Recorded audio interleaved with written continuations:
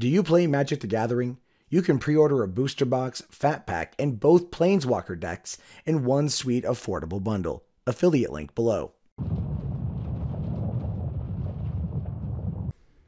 Hey, what's going on, everybody? My name is Matt Jarbo. This is the Mundane Matt channel. If you guys can hear, my voice is entirely gone. It's getting a little bit better, but it's still pretty messed up.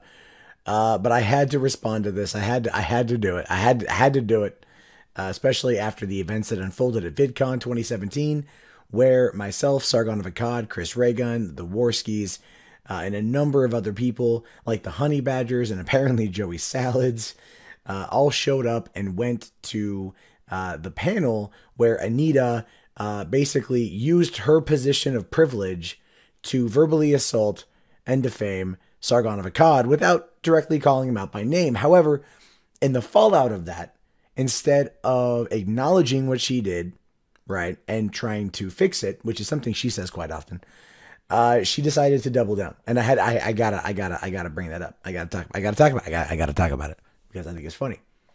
So she's got this blog post here up on her website titled "On VidCon Harassment and Garbage Humans." Apparently all of us there were garbage humans.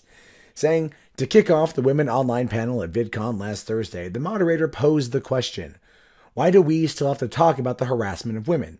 I replied, because I think one of my biggest harassers is sitting in the front row. Well, she also called him a serial harasser. So that's a bit of a paraphrase. He showed up with several others. Together, his group took up the front 2 rows at the panel. It was more like the 3. I'm just saying we were there. Their presence was plainly not, as one of them later said in an apology video he posted to Twitter, to give us the chance we never gave to them and to hear us out, but was instead to intimidate me and put me on edge. That's not true at all, actually. That's not true at all. We specifically discussed the situation going into it.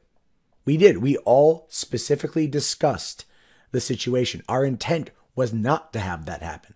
Our intent was not to cause that.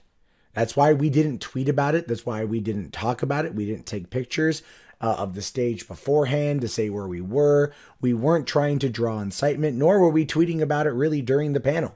It was literally just, we want to sit here and listen. We would like to listen.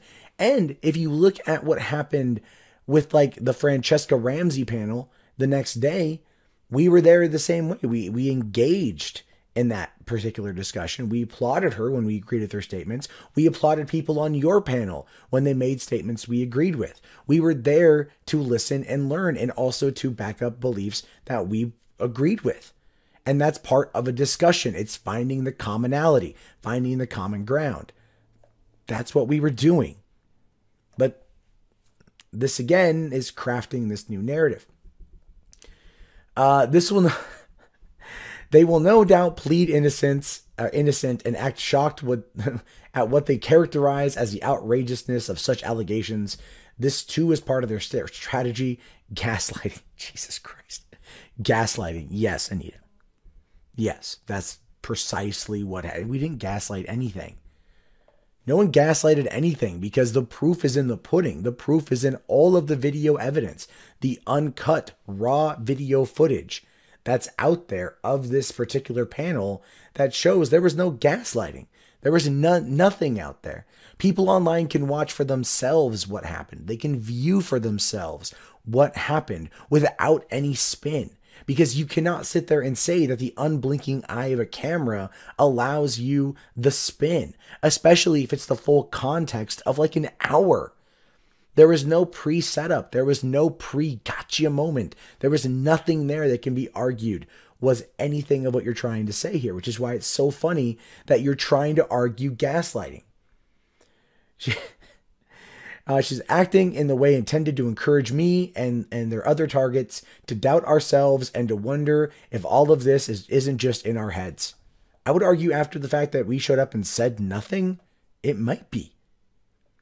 If we were there and we were like harassing you from you know, the audience, yelling out things, booing, disagreeing, throwing things, then you would have absolute proof on camera, irrefutable evidence that there were people out there trying to harass you in real life.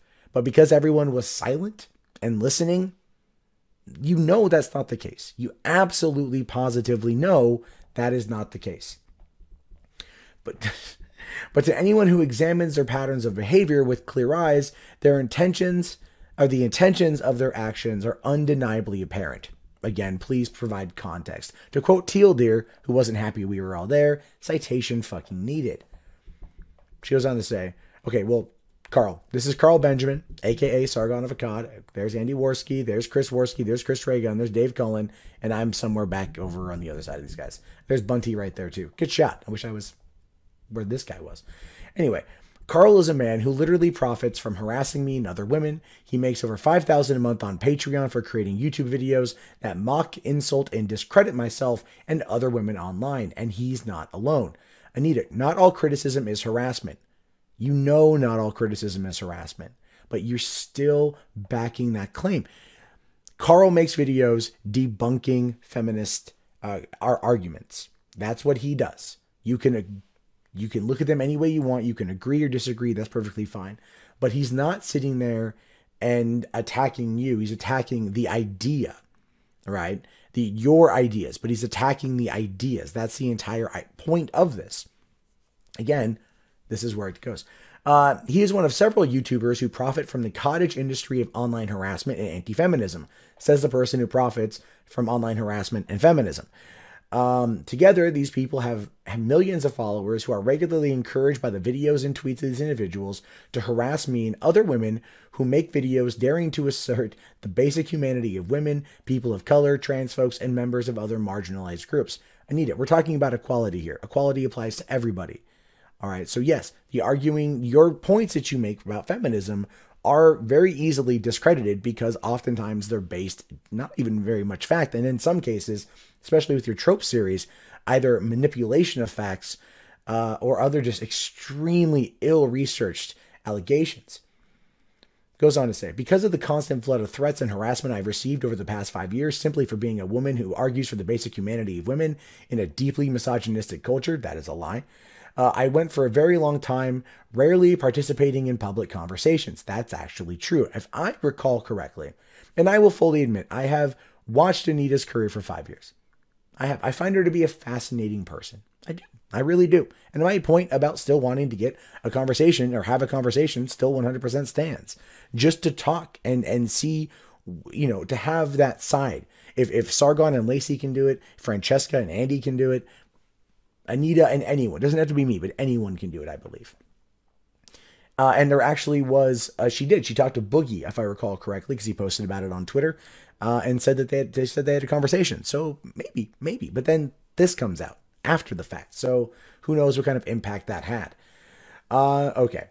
She says here, being a target of a cyber mob harassment is a traumatizing experience. Though harassers seek to deny this, one tactic of theirs is to dismiss the very idea, to say that everyone online is treated the same and everyone online gets called names sometimes. That's not a fallacy. Anita, in the last 2 years, I've been swatted. I've been doxxed. I've been blackmailed. I've had someone print out my Twitter avatar and ejaculate on it and send it back to me. I've been told that I should have my girlfriend abort our child. I've been told all of these names, all of these things, everything else. But because I'm a man, I'm a white man, I'm a cis man, whatever you want to say, I can't sit there and say, like, I understand, right? But I'm saying, like, and this is what a lot of people are saying, even your allies to an extent, are saying, like, this is stuff that we all deal with. And so to target one group or to defend one group over everyone who gets this kind of shit doesn't seem to slightly, just a little bit disingenuous to you, especially now here that you're saying, like, oh, woe is me. Oh, it's only women. It's not only women. And you'll talk to other women that will say, I know guys who get harassment online too. It's not just you. And it's funny because that's kind of taking one of your arguments and it's flipping it on its ear, because you frequently like to do that. You like to say it's like, you like to make it about you. And if you look at your cyber harassment or ending cyber violence panel, you did make that entire panel about you every time you spoke. But everyone else on that panel was disagreeing with your assertions. Nobody was sitting there trying to say, shut it down. They're trying to find solutions. Your solution on these problems, and this is what you've been arguing since, I don't know, 2012, when you started systematically blockbotting everybody and shutting down all your comments. You say that, you know, moderating comments is a problem. You make a lot of money. Hire someone to moderate those comments. Boogie says he fosters a solid community by raising up positivity. And that's what other people there agreed with. But you're like, no, lock it down, lock it up, put it away. And that's your mentality, and that's fine. But to act like your way or the highway, which is what you're doing in this case, is wholly disingenuous, intellectually dishonest. And it's one of the reasons why people are challenging you, and they want to challenge you because of this smugness, this air of smugness you put out there. I don't think you're a bad person. I think you've been coddled. I think you have been completely handled with kid gloves. I think people in the industry don't want to get on your bad side. They don't want to anger you. You're kind of like the Donald Trump in that regard of feminism. Nobody in your inner circle ever shows you the truth. And if you see the truth, it's fake news, which is exactly what you're saying right here. And that's the whole point. It's so funny. But it's like, this is an emperor has no clothes moment. And I think it's something you should pay attention to, because your actions on that panel, is what was called into question here. But let's continue. In fact, there is simply no comparison between being occasionally mocked or insulted online as a male anti-feminist who occupies a position of power in an overwhelmingly sexist, patriarchal culture. There's that blaming again. And being a woman who receives a never-ending torrent of abuse while fighting tooth and nail to create an online culture that is a little less misogynistic and a little more equitable. You're not, though. You're not. You're fighting for you. Just you. As evidenced by your End Cyber Violence panel. Right? You're fighting for you. That's one of the reasons why when it came up about tools in order to help stop this stuff or deal with this stuff, the only example you gave was the crash override network. But you failed to announce publicly right then, right there, at least some semblance of ethical standards that your company, your 501c3 nonprofit organization funds crash override. You are the primary supporter of that group. I don't know. I figure some ethical disclosures would have been good in that moment in time. But then again, it's all about you. She says here, however, despite the torrent of harassment, I recently made a conscious decision to participate more regularly in panels and conversations at public events because I wanted to engage with people and show up in good faith to listen to our ideas. But let me make something very clear. When you have a history of harassing someone for years and you show up in the front row at their panel with the camera and an entourage, that is not an act of good faith, to put it mildly. No, it kind of is, because they weren't engaging. None of us there were engaging. The many of us who were there were just looking to listen. That in itself, there is in itself an act of harassment and intimidation. No, because we weren't intimidating anybody. Did it disrupt the panel? I would argue that yes, it did. You could see that the other women that were there were unsure how to react to this, but they still went on. They still went on and they still espoused their ideas. And that's fine. That's good. I will say the Q&A session maybe got a little bit crazy, but I don't think anyone was expecting a Q&A session. So there's that. But you guys also were the first question asked in that Q&A session, by the way, was from a YouTuber named Hello Gines on Twitter. And Gina's a friend of mine. And she went up there and asked you guys the very first question. And you dismissed her before she even finished the question. So a woman who is, I'm pretty sure she's a feminist, but a woman went to your panel and was like, wait, what about these things? And you dismissed her without letting her finish saying what she was going to say.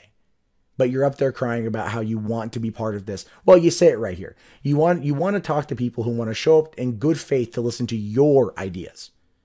Your ideas. So she was there to challenge your ideas and ask you challenging questions about your ideas so you can defend your ideas, which is the entire way you win arguments, by showing up to defend. By dismissing, you lost. By attacking Carl, you lost. By this post, you lose. That's just how it is. Now, she goes on. He and his companions were doing this not just to me, but to other women as well. Women like Kat Black and Francesca Ramsey. So we are all aware at VidCon that this man who has harassed us and whose hundreds of thousands of followers have attacked us online for years is here watching us. It's not illegal for us who are content creators on this platform to go to VidCon. We went to VidCon. We respected their rules. We sat down. We wanted to watch. We wanted to listen. We were like, all right, let's see what they got to say. It's not our fault what you guys said was stupid. It's not our fault Kat Black's up there talking about how she doesn't want to be known for racist stuff, but she's out there saying there should be less white people at fucking VidCon, less white people on stage, espousing racist ideals. Like, that's not our fault. We didn't put the words in her mouth. We didn't do that.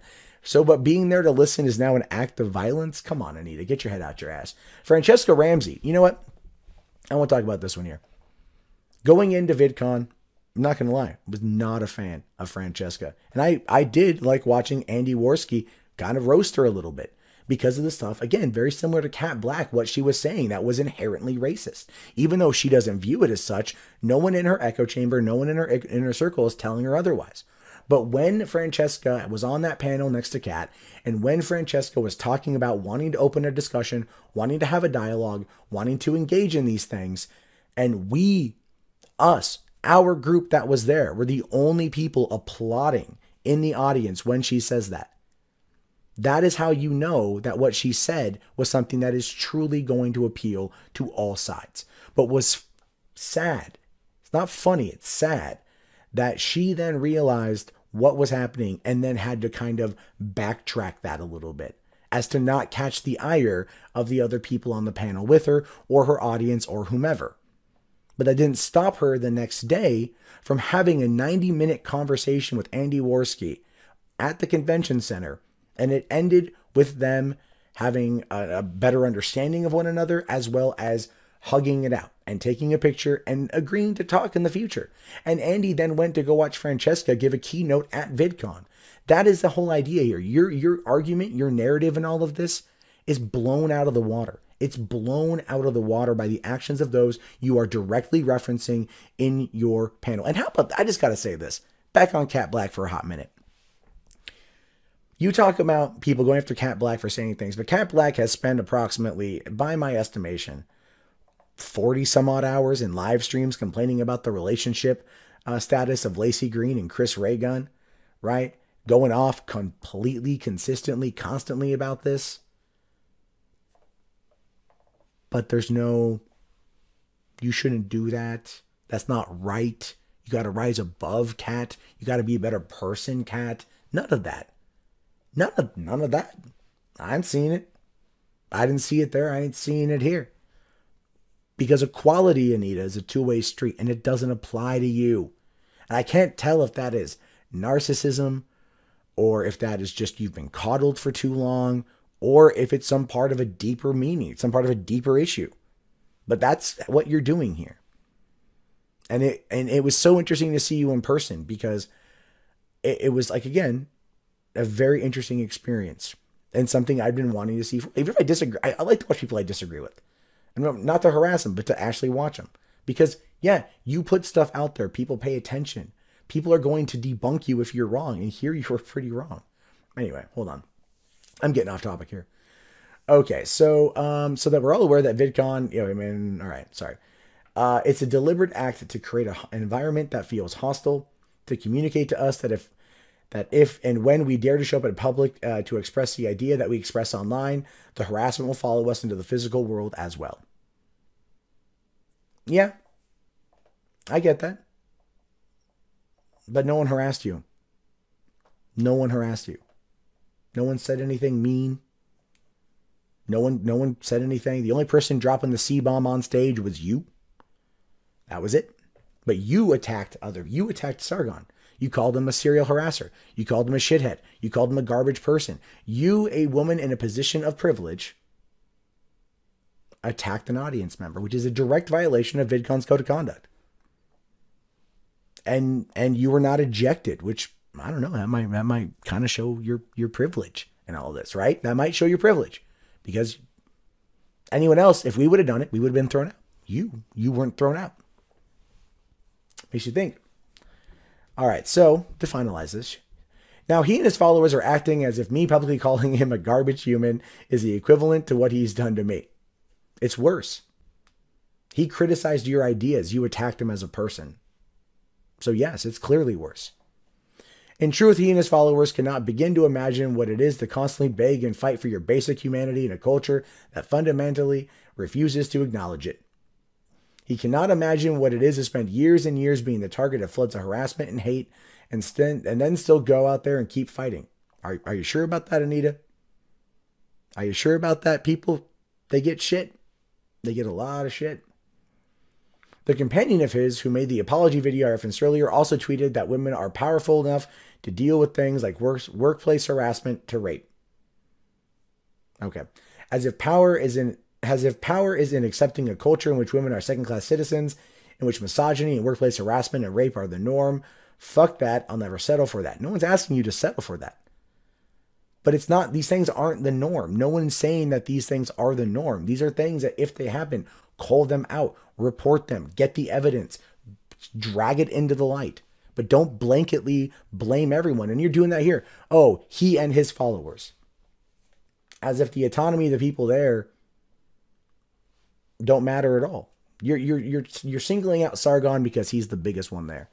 Had Thunderfoot shown up, I'm pretty certain it would have been a different experience. But that's the whole point. You're blaming it on other people. You don't understand. You just don't understand why people were there. You can't understand. And again, I think that's a lot to do with mentality. I think you have allowed yourself to go so deep into an echo chamber for 5 years, and probably before that, but especially for 5 years, where you're seeing maybe now what it's like on the other side. Because and this is the thing too, Anita, you don't have the moral high ground here. You do not have the moral high ground. You publicly defamed and attacked an audience member who up until that moment in time had not done anything to you directly, said anything to you directly. Making a response video to your public comments, your public tweets is not what you say it is. Criticism does not equal harassment. And that was, again, something that was espoused on the other panel you were on 2 days later. That was publicly espoused. And you every time you tried to make it more about you, it was shot down. Now, yeah, I'm being a little harsh here, I think. Not as harsh as some of my peers might be. But I want you to understand that you did this thing is you. This isn't anyone else. All right? Because we went in there with the best of intentions. And clearly you didn't know we were there. Clearly you didn't expect it. And that's understandable. There's a bit of shock there. But pulling out your cell phone and texting for more security, right? That's something. Having more security be at the end cyber violence panel, where I'm sitting there and like I had a dude watching me specifically. I had a guy there watching me specifically, to the point of when I leaned over to make a comment to a friend, he moved to intercept me. He moved around to intercept me as if we were going to do something, because security was under the impression that we were going to cause some shit, which is really weird because after the ending cyber violence panel, security actually came up to a couple of us and thanked us, which just kind of blew our mind because we're like, why would you thank us? We weren't doing anything. In fact, the reason why we didn't do anything is why we were allowed to stay. When we were asked by the organizer or by the head of security to sit back a couple rows for the end cyber violence panel, guess what? For the most part, we did. It was scattered around. It wasn't one cluster of people. So we acquiesced to the request, trying repeatedly to show you we're not monsters. We're not evil. We're here to talk. We're here to engage. We're here to listen. We're here to learn. And we hope it's reciprocated. But no, it's got to just be about how evil we are. Interesting, right? It's just interesting. And finally, she says here, you're damn right I'm powerful. After everything I've been put through by Carl and other men just like him, I'm still powerful enough to go out there and try to change it. Okay. Anita, I'm just gonna break this down to you best way I possibly can. you're not changing anything. You're not changing anything, except maybe pushing more people to question how you do things, why you do things. You're not gaining anymore in this particular regard. You're not having an impact, and your impact was superficial at best. You say you've gone and you've spoken with developers, and you've talked at these events, but has any real change happened? No, not really. And it's not to say that there aren't problems out there that need to be changed, that need to be addressed, but you catch more flies with honey than vinegar. And when you make a blog post like this, assaulting, again, going on your blog and defaming a person for showing up to a panel at a convention that he paid a lot of money to go to, and you were only like 2 hours of a 3-day event, I'd say it's a little bit full of yourself there. It's a little bit high and mighty, a little bit hoity-toity, if you will. I would honestly recommend that you take a page from your friend, or well, I guess ex-friend now, probably Lacey Green, and Francesca Ramsey, and others who have decided that the idea of constantly fighting is not getting us anywhere, but instead to maybe lay down the sword, lay down the shield, and just have a beer. And I'll just put it to you like this. There were 2 instances for me at VidCon with people that I vehemently did not care for. One person by the end of the event became a friend who I very much like. And another person, we buried the hatchet. Don't know what's going to happen in the future, but then anything could change. Progress can be achieved if you are looking for it to be achieved. But if you are looking to constantly ride the drama because you know that it affects your pocketbook in the way that it does, then you're not going to be the change you wish to see in the world.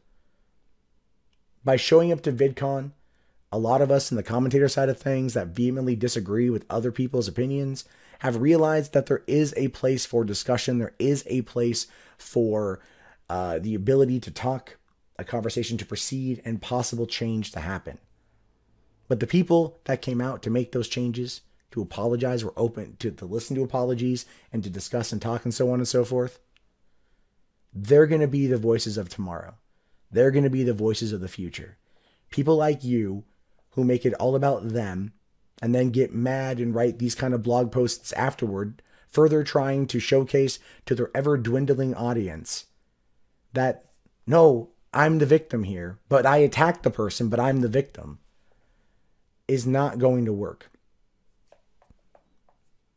And I understand that, like, my invitation for a meeting is probably going to go unanswered, and it's going to be used maybe as like, oh, it wants to harass her. No. I'm critical of you because I want there to be a solution. And you have a much larger platform than me, but you waste it on things like this. And the reason why is because, I don't know, for half a decade, you've been treated like a pariah. You've been treated, or like a martyr is a good way to describe it, like a martyr. You know, Saint Anita. But you're not. You're human like the rest of us. You make mistakes like the rest of us.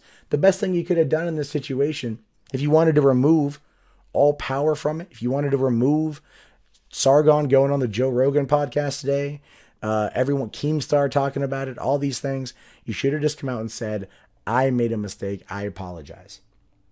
I should not have said that. And then just moved on with your day. And you know what would have happened?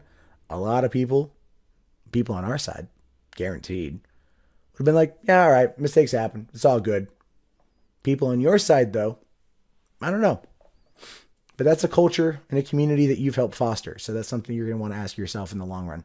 Anyway, I just wanted to respond to this. I found it to be interesting and fascinating and also completely full of crap. But what do you guys think about this? Let me know in the comments below. My name is, of course, Matt Jarbo. This is the Mundane Matt channel. I'll talk to you guys later. Have yourself a fantastic day and peace out.